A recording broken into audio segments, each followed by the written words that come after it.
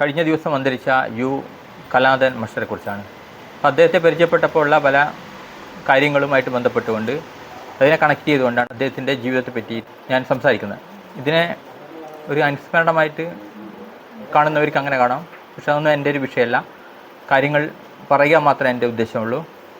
U Kaladharan master Kerala യുക്തിവാദി സംഘത്തിൻ്റെ സംസ്ഥാന പ്രസിഡൻ്റായിരുന്നു. Federation of Indian rationalist association അല്ലെങ്കിൽ ഫിറ എന്ന് പറഞ്ഞ സംഘടനയുടെ ദേശീയ സെക്രട്ടറി ആയിരുന്നു.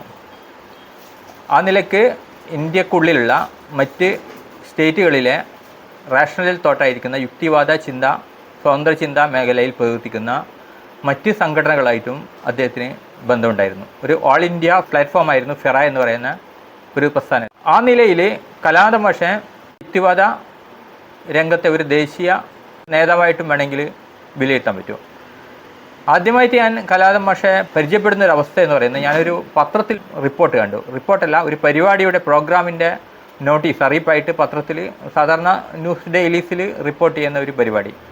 അതിൽ ഞാൻ നോക്കുമ്പോൾ ആൾദൈവങ്ങൾക്ക് എതിരെയും അന്ധവിശ്വാസങ്ങൾക്കെതിരെയും ഉള്ള ഒരു യോഗം എവിടെ വെച്ചിട്ട്, മേലെ ചമ്പാട് അവിടെ ഒരു ഗ്രൗണ്ട് ഉണ്ടായിരുന്നു, അവിടെ വെച്ചായിരുന്നു. ആ റിപ്പോർട്ട് കണ്ട് അതിൽ കണ്ട നമ്പറിൽ ഞാൻ കോൺടാക്റ്റ് ചെയ്യുകയും ആ നമ്പർ ബാലൻ കെ ചമ്പാടിൻ്റെ ആയിരുന്നു. ചമ്പാട്ടുള്ള ഒരു യുക്തിവാദി പ്രവർത്തകനായിരുന്നു അദ്ദേഹം. ബാലൻ കെ ചമ്പാട് എന്ന അദ്ദേഹത്തിൻ്റെ പേര്. അദ്ദേഹമായിട്ട് ബന്ധപ്പെട്ടു. ആ പരിപാടിക്ക് മുന്നോടിയായിട്ട് തന്നെ യുക്തിവാദി സംഘടനകളിൽ അന്നത്തെ കാലത്ത് നേതൃത്വ നിരയിലുണ്ടായിരുന്ന മിത്രൻ ഇല്ലിക്കൽ, മാക്കുനി സുകുമാരൻ, പിണറായിയിലെ അനന്തേട്ടൻ, അങ്ങനെയുള്ള ആൾക്കാരായിട്ട് ബന്ധം സ്ഥാപിക്കുകയും ആ പരിപാടിയിൽ ഞാൻ പങ്കെടുക്കുകയും ചെയ്തു. ചമ്പാട്ടുള്ള ആ പരിപാടിയിൽ നല്ല രീതിയിലുള്ള ഒരു പ്രഭാഷണം കലാധരൻ മാഷുടെ കേൾക്കുകയും മതത്തിനെ പറ്റിയിട്ടുള്ള ധാരണകൾ തിരുത്തേണ്ട ഒരു നിലയിലേക്ക് എത്തുകയും ചെയ്തു. കാരണം ഞാൻ ആദ്യം ഒരു നിരീശ്വരവാദി തന്നെയായിരുന്നു. പക്ഷേ മതം വലിയ പ്രശ്നമാണെന്നുള്ളത് എനിക്ക് മനസ്സിലായിട്ടില്ല. പക്ഷേ ഇതിൻ്റെയൊക്കെ അടിസ്ഥാനം എന്ന് പറയുന്ന മതമാണ് എന്നുള്ളൊരു തിരിച്ചറിവിലേക്ക് ആ ഒരു പ്രസംഗം കൊണ്ടുവന്നു.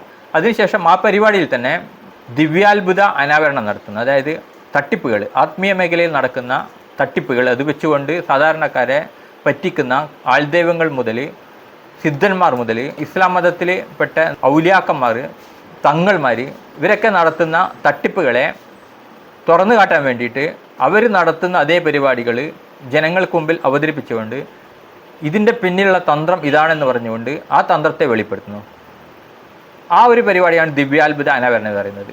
ഗംഗൻ അഴീക്കോട് ആണ് അത് നടത്തിയത്. അതിൽ ശൂന്യയിൽ നിന്ന് എങ്ങനെയാണ് ഭസ്മം എടുക്കുന്നത് അതിനെപ്പറ്റി കാണിച്ചു. ഭസ്മം എടുത്തു കാണിച്ചു, അതെങ്ങനെയാണ് എടുത്തതെന്ന് പറഞ്ഞു. ഇതൊക്കെയാണ് സായിബാബ എന്ന് പറഞ്ഞ ആൾദൈവം ഇവിടെ ചെയ്തത്. വായുവിലേക്ക് കൈവച്ചുന്നു, ചുഴറ്റിയിട്ട് ഭസ്മം എടുക്കുന്നു, ആൾക്കാർക്കിടയിൽ വിതരണം ചെയ്യുന്നു.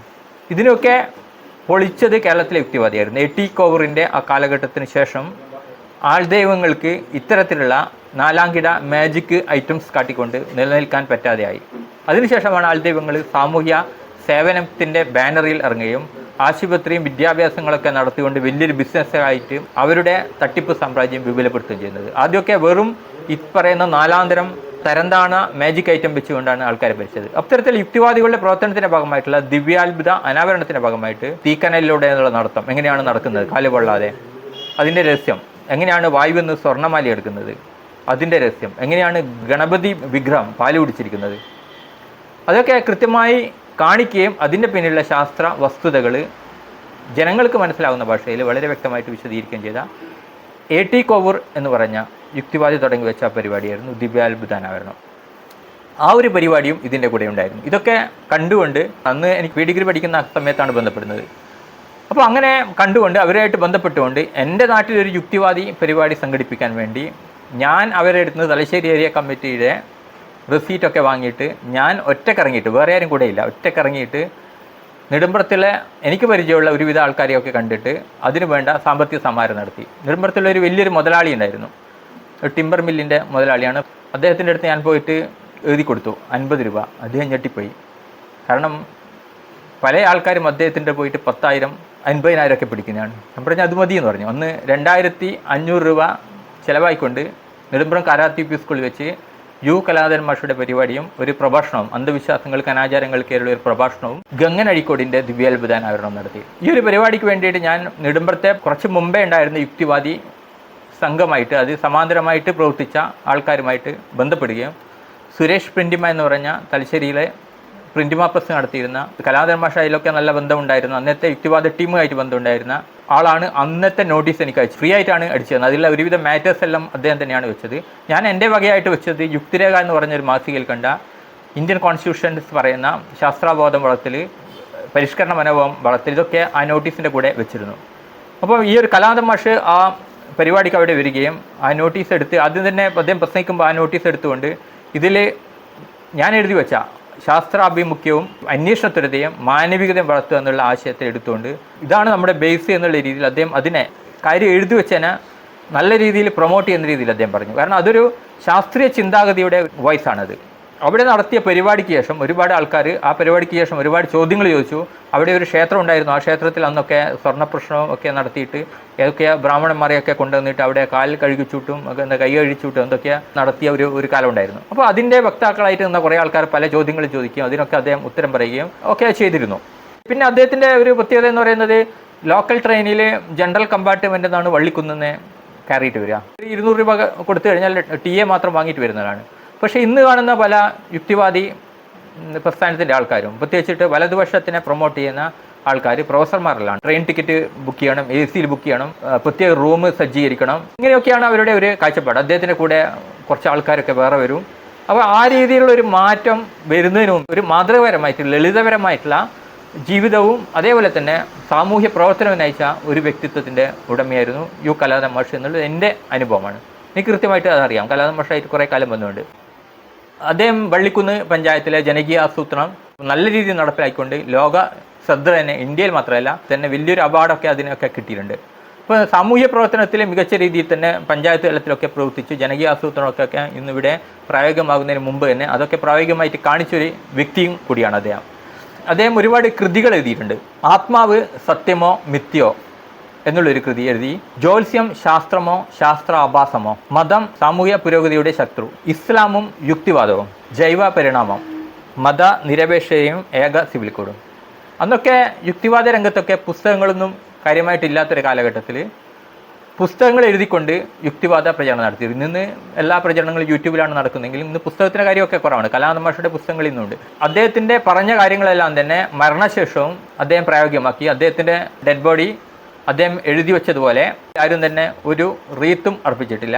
ഒരു ആചാരങ്ങൾ അല്ലെങ്കിൽ ഒരു ബഹുമാനപൂർവ്വം ഒന്നും തന്നെ. ഇന്നൊക്കെ നമ്മൾ രാഷ്ട്രീയ നേതാക്കന്മാരൊക്കെ മരിച്ചു കഴിഞ്ഞാൽ വല്ലാത്ത രീതിയിൽ വലിയൊരു സംഭവമായിട്ട് ഒരു ദിവസം തന്നെ അതിന് മാറ്റിവെച്ച് ആഘോഷമാക്കി മാറ്റുന്ന അവസ്ഥയിൽ ഒരു റീത്ത് പോലും വെക്കാൻ പാടില്ല മൃതദേഹത്തിൽ. എത്രയും പെട്ടെന്ന് തന്നെ കോഴിക്കോട് മെഡിക്കൽ കോളേജിലെ അനാട്ടമി വിങ്ങിന് തൻ്റെ മൃതദേഹം കുട്ടികൾക്ക് പഠിക്കാൻ വേണ്ടി കൊടുക്കണം എന്ന് പറഞ്ഞതിൻ്റെ അടിസ്ഥാനത്തിൽ 3 മണിക്ക് കോഴിക്കോട് മെഡിക്കൽ കോളേജിലേക്ക് ഡെഡ് ബോഡി ഹാൻഡ് ഓവർ ചെയ്യുകയാണ് ചെയ്തത്. കേരള യുക്തിവാദ സംഘത്തിൽ ഒരുപാട് കാലം ഞാനുണ്ടായിരുന്നു. ഇപ്പോൾ ഞാൻ ആ സംഘടനയില്ല. അതിൻ്റെ കാരണം എന്ന് വെച്ച് കഴിഞ്ഞാൽ കേരള യുക്തിവാദ സംഘം എന്നുള്ളത് ഒരു നിരീശ്വരവാദ പ്രസ്ഥാനം എന്നുള്ള ഉപരിയായിട്ട് ശാസ്ത്രീയപരമായിട്ടുള്ള ചില നിലപാടുകളിൽ കേരള യുക്തിവാദ സംഘത്തിലെ ചിലർക്ക് ശാസ്ത്രീയ നിലപാടുകളില്ല എന്നുള്ളൊരു പ്രശ്നം വരുന്നു. അവർ നേതൃത്വ നിരയിൽ നിൽക്കുമ്പോൾ ആ അസംബന്ധങ്ങൾ യുക്തിവാദികളുടെ നയമായിട്ട് അവർ പ്രഖ്യാപിക്കുകയും ചെയ്യുന്നു. പ്രകൃതി ചികിത്സയിലൊക്കെ വിശ്വസിക്കുന്ന, ഹോമിയോയിലൊക്കെ വിശ്വസിക്കുന്ന, ആയുർവേദം പോലെയുള്ള കാര്യങ്ങളെപ്പറ്റി യാതൊരു ധാരണയില്ലാത്ത ആൾക്കാർ അതിലൊക്കെ ഉണ്ട് എന്നുള്ളതാണ്. യുക്തിവാദികൾ എന്തുകൊണ്ട് ദൈവത്തെ മതത്തെ എതിർക്കും ചോദിച്ചു കഴിഞ്ഞാൽ ഒറ്റ കാര്യം മാത്രമേ ഉള്ളൂ. അത് ശാസ്ത്ര വസ്തുതകൾക്കും അറിവുകൾക്കും വിരുദ്ധമാണ്. അതേപോലെ തന്നെ ശാസ്ത്ര വസ്തുതകൾക്കും അറിവിന് വിരുദ്ധമായിരിക്കുന്ന എല്ലാ കാര്യങ്ങളെയും നമ്മൾ തള്ളേണ്ടതുണ്ട്. അത് ഒരു കാര്യത്തിൽ മാത്രമായി പോകുന്നു എന്നുള്ളതാണ് ഈ കേരള യുക്തിവാദി പ്രസ്ഥാനത്തിൻ്റെ പ്രശ്നവും.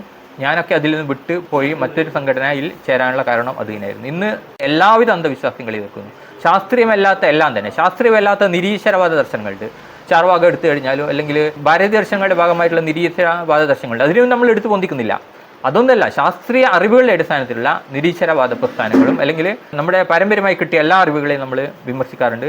അതേപോലെ തന്നെ വൈരുദ്ധ്യാത്മക ഭൗതികവാദം ഒക്കെ ശാസ്ത്രമാണെന്ന് പറയുന്ന നിലപാടിനോടും യോജിപ്പില്ല. അതൊന്നും ശാസ്ത്രമല്ല. ആ ഒരു നിലപാടുകളാണ് നമ്മൾ പ്രധാനമായിട്ട് ഉയർത്തിപ്പിടിച്ചത്.